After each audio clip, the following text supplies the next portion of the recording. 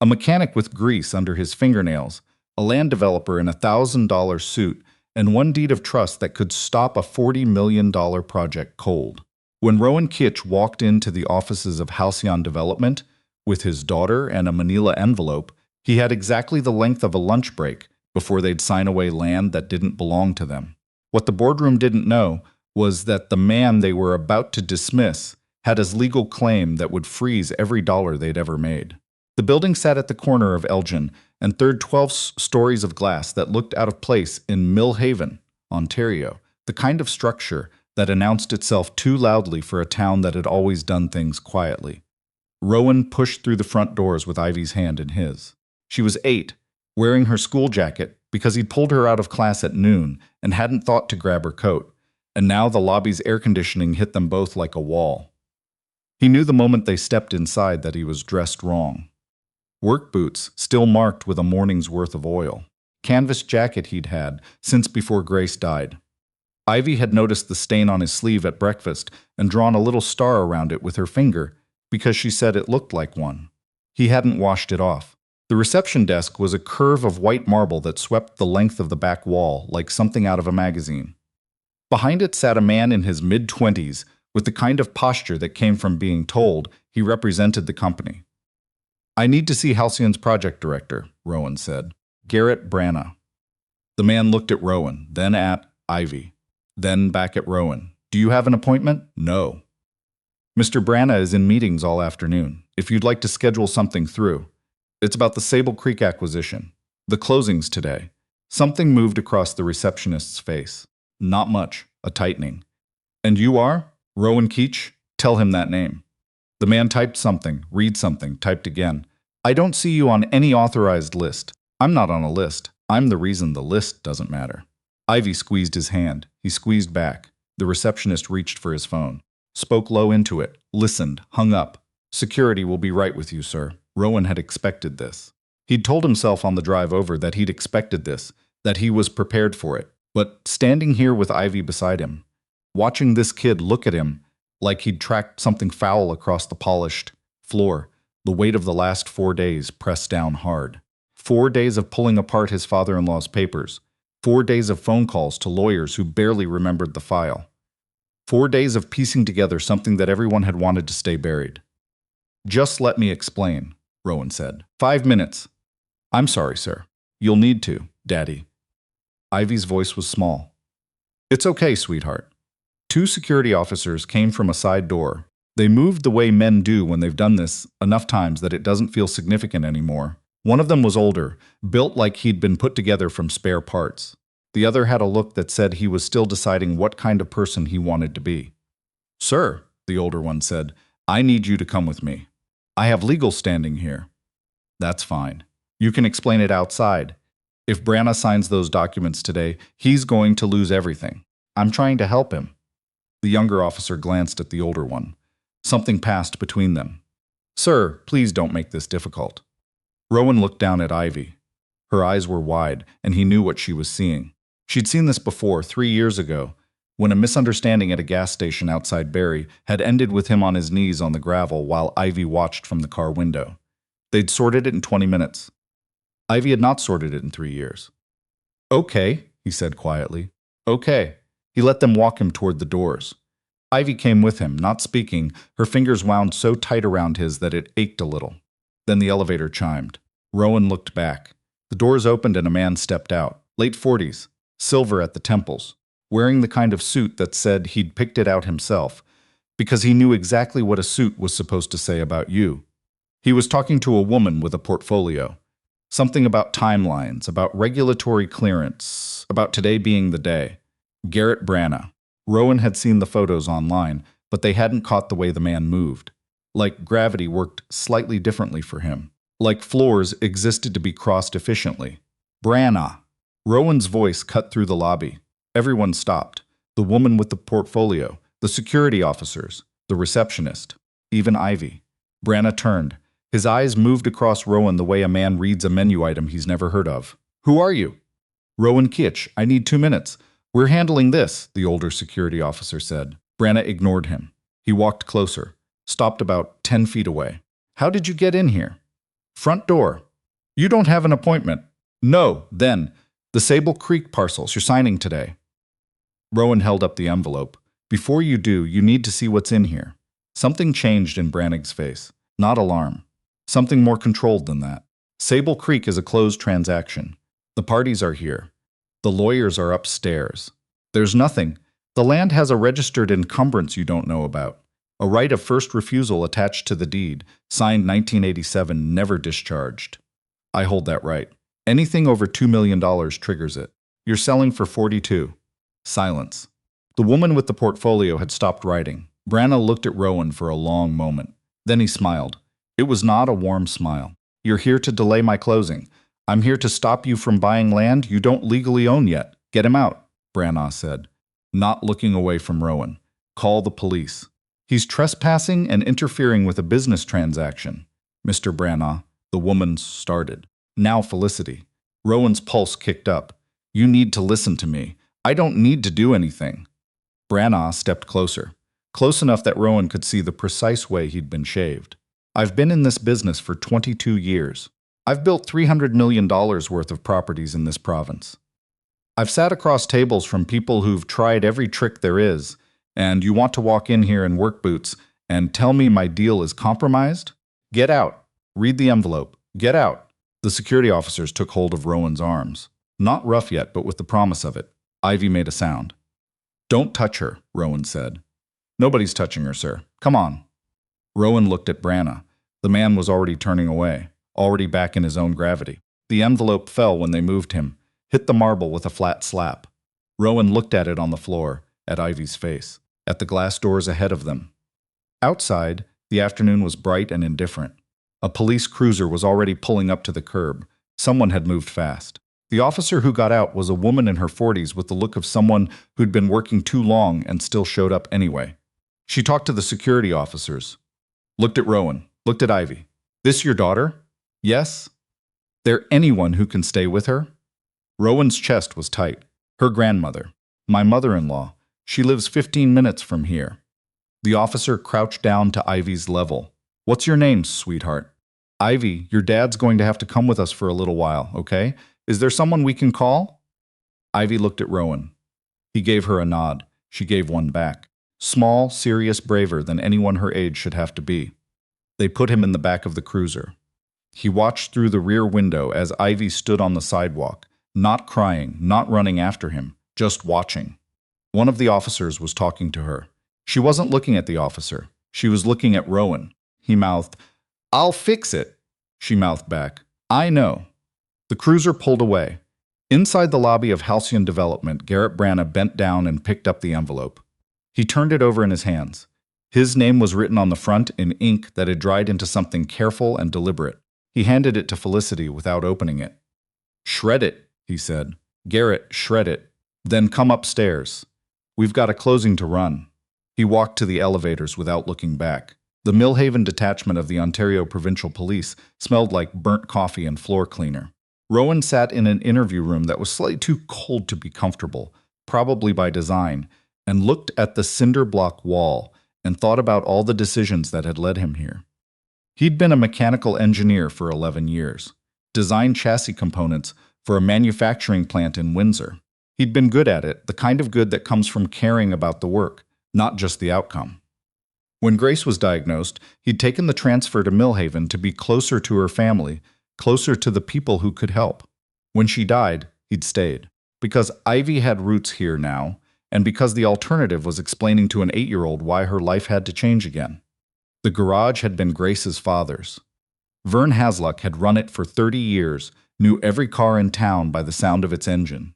When Vern died 2 winters ago, he'd left Rowan the garage and a storage unit full of papers Rowan had never had time to sort through. He'd found the Sable Creek deed 3 days ago, at the bottom of a cardboard box behind a broken rototiller. He'd spent 72 hours understanding what it meant. The door opened. A woman walked in, 60s maybe, white hair cropped short, wearing a blazer the color of slate, and carrying a briefcase that looked like it had been with her for 20 years. She set it on the table and looked at Rowan the way someone looks at a problem they've been expecting. Mr. Keetch, she said. My name is Agnes Tully. I'm a solicitor with Drummond Tully in Ottawa. I've been retained on your behalf. Rowan stared at her. I didn't hire a lawyer. No, Vern Hasluck did, 17 years ago. She opened the briefcase and set a folder on the table. He retained our firm to monitor certain conditions related to the Sable Creek parcel. If the land was ever sold for more than $2 million without your consent, we were to be notified and to find you. Rowan sat with that for a moment. He knew this might happen. Vern wasn't a complicated man, but he was a careful one. He understood the land had value. He understood that people with more money than principal would eventually want it. Agnes's voice was matter-of-fact in a way that wasn't unkind. He wanted to make sure someone in his family could stop them if it came to that. Why didn't he tell me? He tried. I believe you were dealing with a significant amount of grief at the time. Rowan thought about the 2 years after Grace died. He'd kept the garage running, kept Ivy in school, in hockey, in the routines that kept her anchored. He'd sorted through what needed sorting and left the rest. He looked at the folder. What does this say? Agnes set another document on top. This is the original deed of the Sable Creek parcel, registered 1987. There's a clause on page 9, right of first refusal in perpetuity, held by the Hasluck family, transferable to immediate kin by marriage. She looked at him. Your immediate kin by marriage. Does that hold up? It's been held up. I had our property law team review it last night. It's valid, registered, and never discharged because Halcyon's people missed it in their title search. Their lawyer is going to have a very difficult year. Rowan rubbed his face. Branna had them shred the envelope. I know. I have someone inside the building. Agnes allowed herself something close to a dry smile. It's fine. The envelope was a gesture. The legal standing doesn't require them to read it. So what happens now? Now I file for an emergency injunction to halt the closing. I have a judge in Ottawa who's been standing by since this morning. The moment Halcyon attempts to execute the transfer, we freeze the transaction.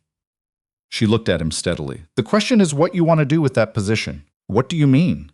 You have leverage, Mr. Keetch. Real leverage. A $42 million deal that can't close without your signature. That's a significant amount of power for a man who owns a garage in Millhaven. She folded her hands on the table. So I need to ask, why are you doing this? Not the legal reason, the real one, because Vern's dead. The land isn't yours. This fight costs you time and money you may not have. Why does it matter? Rowan was quiet for a moment. Because Sable Creek is the last green corridor between Millhaven and the highway, he said. Halcyon's project is a logistics warehouse. 40,000 square feet of concrete and traffic, right where the creek runs. Every ecologist who's looked at that land has said the same thing. You build there, the wetland's gone in a decade. The water table shifts. The creek dries up. He paused. Millhaven's water comes from that creek. 3,000 people. Agnes said nothing. I grew up in a town like this, Rowan said. Smaller, actually. Place called Carp. They sold the land outside it to a highway expansion in the 90s. By 2005, the whole town center was dead. People left. Schools closed. Grace's family has been here 4 generations. Ivy was born here. He looked at the table. I'm not going to sit in a garage and watch them hollow this place out because Halcyon found a gap in a title search. Agnes studied him for a long moment. Vern would have liked hearing that, she said finally. She stood, closed her briefcase. I'm going to get you out of here. The charges are going to be dropped. Arresting a man for exercising a registered legal right constitutes unlawful detention. I made that point to the Crown's office about 20 minutes ago. She walked to the door, knocked twice. Then, we're going back to Halcyon's building, properly this time, with paperwork they cannot ignore. The officer who appeared at the door had the same look as every officer getting instructions they hadn't asked for. Mr. Keetch is being released, Agnes said. Charges withdrawn per the Crown's direction. The paperwork should be with your sergeant. They walked out into the afternoon. A car was waiting. Black, understated, the kind that Agnes clearly found practical rather than impressive. How long have you had this file? Rowan asked as they got in. 17 years, and in all that time, we hoped the land would never be sold. It's better for everyone when we don't have to do this. She opened her briefcase again and started working. But when Halcyon filed the purchase notice last week, the obligation was triggered. We found you. We watched you try to do this on your own. She looked up. You were going to get yourself arrested, which you did. I didn't have another option. I tried calling Halcyon. 3 times. Their legal department never called back. Of course they didn't. They didn't see you as a real threat. She looked back at her papers. They do now. The car moved through Millhaven. Rowan watched his town through the window. The main street with the hardware store and the bakery and the diner where everyone knew your order. The community rink with the hand-painted mural on the outside wall. Grace had helped paint that mural when she was 17. "Where's Ivy?" he said. "With your mother-in-law, Sandra." The officer called her from the scene. Agnes glanced at him. "She's fine." She asked the officer if her dad had won yet. Rowan looked out the window. They pulled up to Halcyon's building. "This time," Agnes said, gathering her things, "we go through the front door and nobody stops us." She was right. Felicity, the woman with the portfolio, met them in the lobby. She looked at Agnes the way people look at someone they've heard of and weren't hoping to see. "Mrs. Tully, this is unexpected. I'd imagine." Agnes set her briefcase on the reception desk. "We're here to exercise the right of first refusal on the Sable Creek parcel. I trust the closing hasn't concluded." "It was supposed to." Felicity stopped. "There were some delays." "Good, we'll need a room." They were shown upstairs to a boardroom that was all recessed lighting and one very expensive table. 3 lawyers Rowan didn't know were already there, along with the representatives from the buying party, a firm out of Hamilton called Crest Logistics. Garrett Branagh stood at the window with his phone to his ear when they walked in. He turned. When he saw Rowan, something went flat in his eyes. "This is a closed session," he said. "Not anymore." Agnes set her briefcase on the table and opened it. "My name is Agnes Tully. I represent Rowan Keetch, who holds a registered right of first refusal on the Sable Creek parcel. I've filed for an injunction with the Ontario Superior Court. You have a copy." She nodded toward the lawyer nearest the door, who was already reading something on his phone with the expression of someone receiving bad news. The Crest Logistics representative, a compact woman with the look of someone very tired of other people's problems, raised her hand. "I'm sorry, who exactly is this?"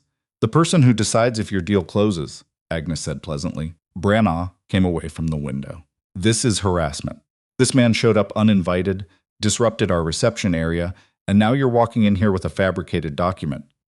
"The document was registered with the Land Titles Office in 1987, Agnes said. "The registration number is on page 1. Your firm's title search missed it. That's a significant professional liability for whoever signed off on it." She looked at Branagh. "I'd imagine there are some difficult conversations happening in your legal department right now." The lawyer nearest the door had gone quiet in a way that confirmed this. "How much?" Branagh said. Agnes tilted her head. "I'm sorry, how much to make this go away? What does he want?" Branagh looked at Rowan. 500,000? A million? Name it." Rowan said, "I'm not here for money. Everyone's here for money. Not today." Branagh's jaw tightened. He looked at Agnes. "Then what is this? He wants to buy the land himself?" "He can't afford it." "He doesn't want to buy it," Agnes said. "He wants to know what Halcyon plans to do with it. That's none of his. It's exactly his business. He holds the right. He gets to ask." Branagh looked at Rowan with a kind of cold assessment. Rowan had seen that look before, from men who couldn't understand why someone without money was taking up their time. "It's a logistics facility," Branagh said.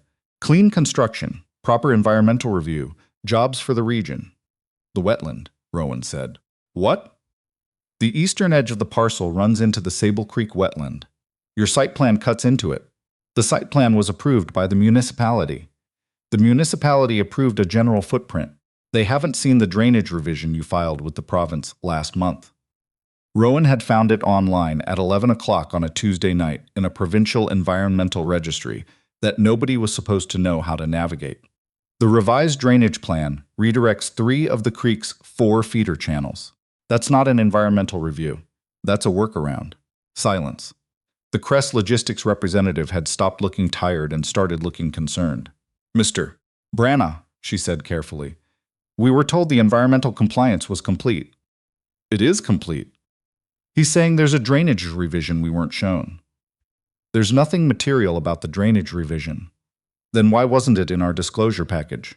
Branagh's expression didn't change, but something behind it did. "Felicity," he said, not looking away from Rowan, "get legal on the phone." Agnes was already pulling another document from her briefcase. "While you do that, I'd like to table this.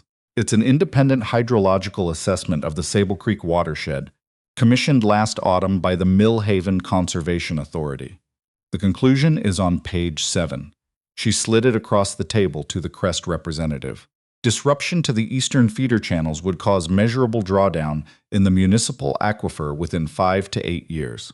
Millhaven's water supply comes from that aquifer. The room was very quiet. Branna said, "That study was never verified."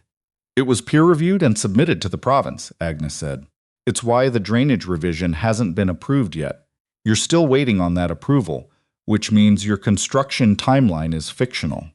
You were planning to close this deal today and begin grading next month. That's not possible." She looked at the Crest representative.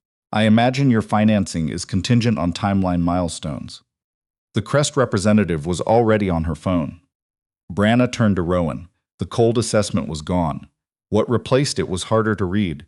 "You really came here for the water." "I came here because someone had to.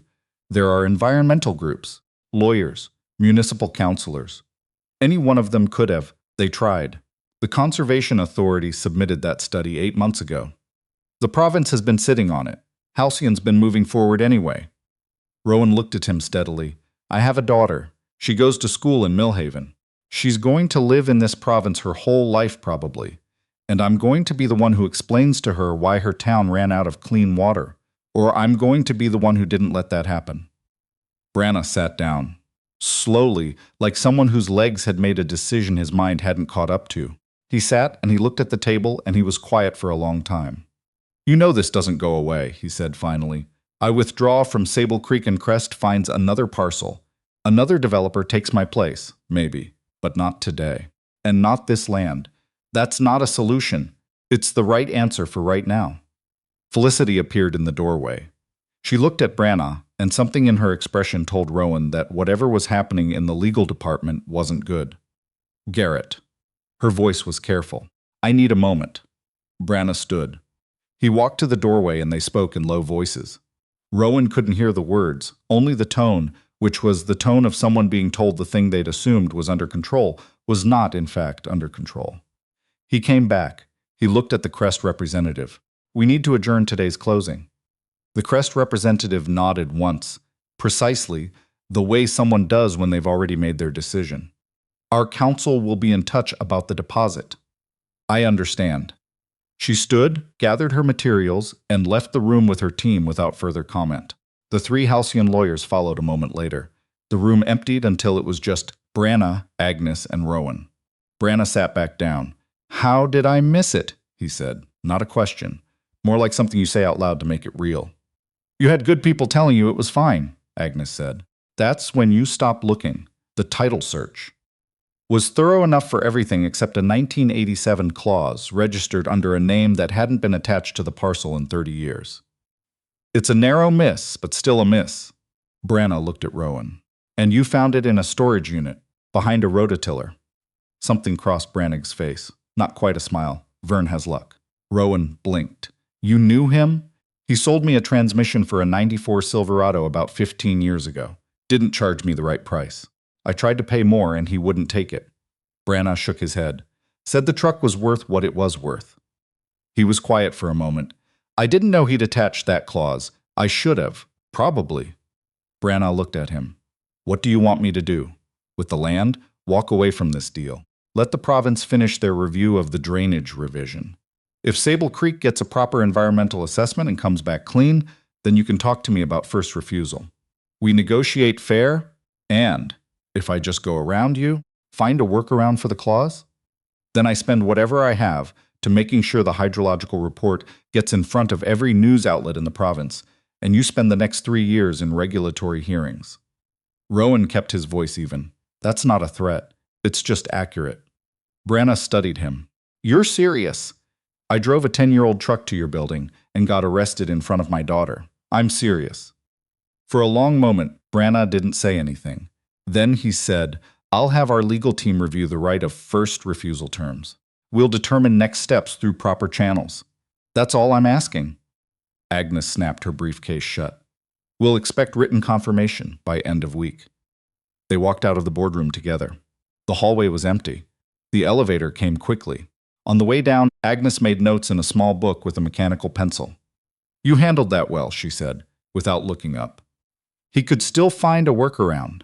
He won't. The Crest deposit is at risk. His legal team failed a title search on a $42 million acquisition.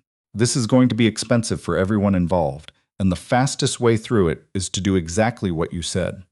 She clicked her pencil closed. Men like Branna are rational. Once the math changes, the behavior changes. Is he going to come after me? Agnes considered this. He'll look for leverage. He won't find any because you haven't done anything wrong. She looked at him. Go get your daughter. Sandra was in her kitchen when Rowan arrived. She was 71, small, with Grace's hands, and Grace's way of knowing what a room needed without being told. Ivy was at the table with a glass of apple juice and a library book, doing the studied calm that meant she'd been worried and had decided not to show it. When she heard the door, she looked up. Did you win? I think so. For today. Ivy set her book down, came and hugged him, face against his shoulder, arms tight. He held on. Sandra watched them from the counter. She had the expression she always got when something reminded her of Grace. Vern knew, Rowan said over Ivy's head. He set it up on purpose. Sandra nodded slowly. He never told me the details, just said that land mattered and he'd taken care of it. She paused. He took care of a lot of things quietly. Why didn't he tell me? When he was alive. Because you were busy keeping everyone else together. Sandra looked at him. He used to say you were the kind of man who needed to find things himself. Told him what it meant. Said someone would find that box eventually. Rowan looked around the kitchen. The same yellow walls they'd painted the summer before Grace got sick. The same window over the sink where she used to stand and watch the backyard while she talked on the phone. I need to check on something, he said. I'll be back in an hour. He drove to Sable Creek, parked on the gravel shoulder where the road curved closest to the water, and walked down through the scrub to the edge of the wetland. It was a cold afternoon, the sky doing the thing it did in Ontario in October, where the light comes in low and everything looks more itself than usual. The creek ran clear over smooth stones, cattails at the edges, a red-tailed hawk circling something in the far field. Rowan stood there for a while. His phone buzzed. Agnes. Branna's team just called, she said. They're formally withdrawing from the Sable Creek transaction. Citing title complications, they've asked us to hold off on public statements while they manage their client relationship. And you said, I said we'd consider it, which means yes for now. She paused. The Provincial Environment Ministry called as well. Apparently a copy of the hydrological report landed on a desk it should have landed on 6 months ago. They're reopening the assessment review. Rowan looked at the creek. Is it going to be enough to protect the land permanently? Not on its own. You'll need a conservation easement, or a designation, or a buyer who will commit to preservation. But the immediate threat is gone, and the right people are now paying attention. Agnes's voice was matter-of-fact in a way that Rowan had started to find reassuring. You bought time. That's not nothing. In these situations, time is often everything. What do I owe you? Vern covered the retainer. The rest we'll sort out. She paused. Get some sleep. Tomorrow starts early. She hung up.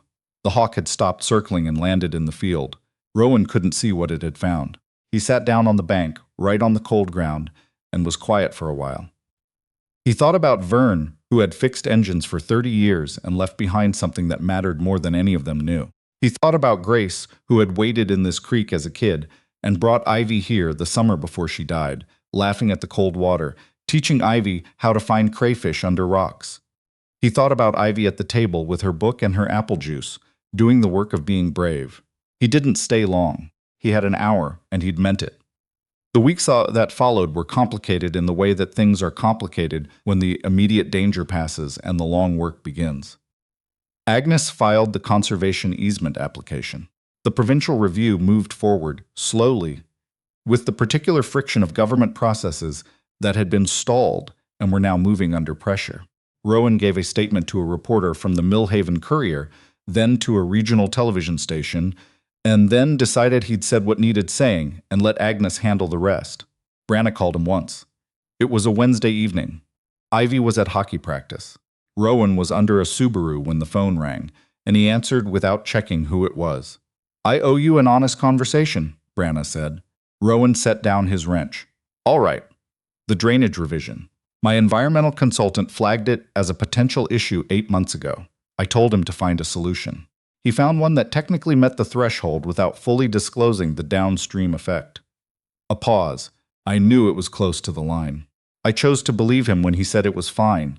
Why are you telling me this? Because you asked me a fair question in that boardroom, and I didn't answer it honestly. Another pause. My consultant has resigned. Our environmental review process is being restructured. I don't know if that fixes anything. But it's true. Rowan thought about what to say. It doesn't fix the land, he said, but it's something. Yeah. They were quiet for a moment. The garage, Branna said. On Cedar Lane. That's yours? That's mine. Vern's place. Vern's place, Rowan agreed. He was a good man. He was. Branna hung up. Rowan lay under the Subaru for a while without picking up his wrench. Then he picked it up and finished the job. In February, the provincial ministry issued its determination. The Sable Creek watershed was designated a provincially significant wetland. The designation meant development restrictions, public notice requirements, and a mandatory buffer zone that made the Hantz site plan non-viable as originally designed. Agnes called him the morning the notice went out. It's not permanent in the way that nothing is permanent, she said, but it's the best available protection for now.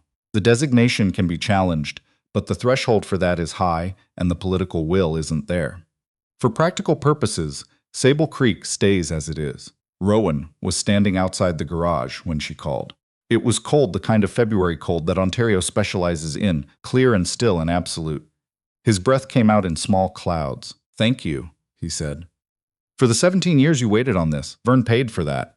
Thank him, she paused. There's one more thing, the land itself. Halcyon has formally released their purchase agreement.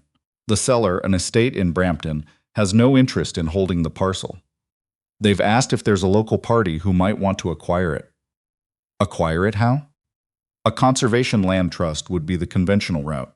Provincial funding is available for parcels with this kind of designation. Agnes's voice was carefully neutral. The trust would need a local steward, someone who knows the land and the community, someone with standing. Rowan looked at the creek road in the distance. That's a big thing, he said. It is. I don't know anything about running a land trust. You knew enough to stop a $42 million deal with a document you found behind a rototiller. A pause. I suspect you'll figure it out. The following May, on a Saturday when Millhaven was doing the thing it did in spring, where everything happened all at once, Rowan and Ivy walked down to Sable Creek. Ivy was 9 now. She'd grown over the winter in the abrupt way that kids do, so that her coat from last year didn't fit anymore. She was wearing Rowan's old hockey jacket, sleeves rolled up, completely unbothered. They sat on the bank where he'd sat in October. The creek was running high with snowmelt, brown and fast and loud. Is this ours now? Ivy asked. Not exactly. It belongs to a trust. But we're stewards of it. That means we're responsible for taking care of it. Ivy thought about this, like how you're responsible for cars, but you don't own all the cars, something like that. She picked up a stone and threw it into the current, watched it disappear. Grandpa Vern always brought me here, she said. He used to say the creek knew things. What kind of things? He never said. Just things. She looked at the water. Do you think he knew it would work out? Rowan thought about a man who charged fair prices and attached clauses to land deeds and said nothing about it for 30 years. Yeah, he said. I think he probably did. Ivy leaned against his shoulder. He put his arm around her. The creek went on making its sound. Daddy? Yeah, the lady from the developer. The one who was there when you got arrested. She sent flowers to the garage last week. I forgot to tell you. Rowan raised an eyebrow. City? She included a card. It said sorry. He hadn't known that. He sat with it for a moment. People can surprise you, he said. Mrs. Tully said she's going to come back and look at the land in the summer. She said she wanted to see what the fuss was about. I hope she does. Ivy was quiet for a while. The hawk was back, or another one, circling the same field. Daddy, she said. Did we win? He thought about the question the way it deserved to be thought about what winning actually looked like when you measured it against the thing you were trying to protect. We did, he said. Good. She threw another stone. I'm going to tell everyone at school. He watched the stone arc out over the water and disappear. Tell them what? That my dad went into a big fancy building in work boots and made them stop. He didn't say anything for a moment. The creek ran cold and clear over the stones. That's not quite how it happened. It's how I'm going to tell it. He pulled her a little closer. The water went on the way water does, indifferent to all of it, and essential to all of it, running clear over the rocks that had been there since before any of them arrived and would be there long after, as long as someone cared enough to make sure of it.